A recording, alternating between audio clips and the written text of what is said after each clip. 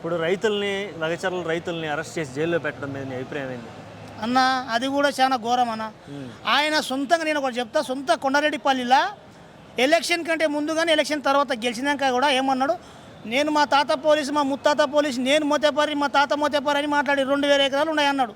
మరి ఆ 2000 ఎకరాలలో మరి నీవు వేస్తే ఫార్మా కంపెనీ ఈ జనాలు ఓటేసినందుకు కనుక నీ ఊరు కొండారెడ్డిపల్లిలో 2000 ఎకరాలు ఉంది అన్నావు కదా, ఆడ పోయి నువ్వు మరి ఫార్మా కంపెనీ పెట్టొచ్చు కదా, పెట్టి ఉద్యోగాలు ఇప్పుడు జనాలయ్యి రైతులయ్యి గుంజుకొని నీ అల్లుని కోసము నువ్వు ఫార్మా కంపెనీ పెడతా ఆ కంపెనీ పెడతా అని చెప్పేసి మా కొడంగల్లా వచ్చి నువ్వు అట్లా చేయడం ఏంది అంటున్నాం.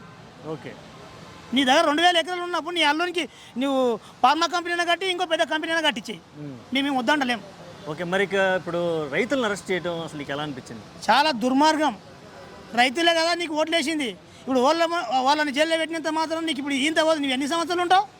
నీ ప్రభుత్వం కానీ ఏ ప్రభుత్వం కానీ ఎన్ని సంవత్సరాలు ఉంటుంది? 4 సంవత్సరాలు 5 సంవత్సరాల లోపలనే ఉంటుంది. ఇప్పుడు నీకు ఇంకా బుద్ధి చెప్పే రోజులు వస్తాయి, అదే జనాలు నీకు బుద్ధి చెబుతారు పక్కా 100%.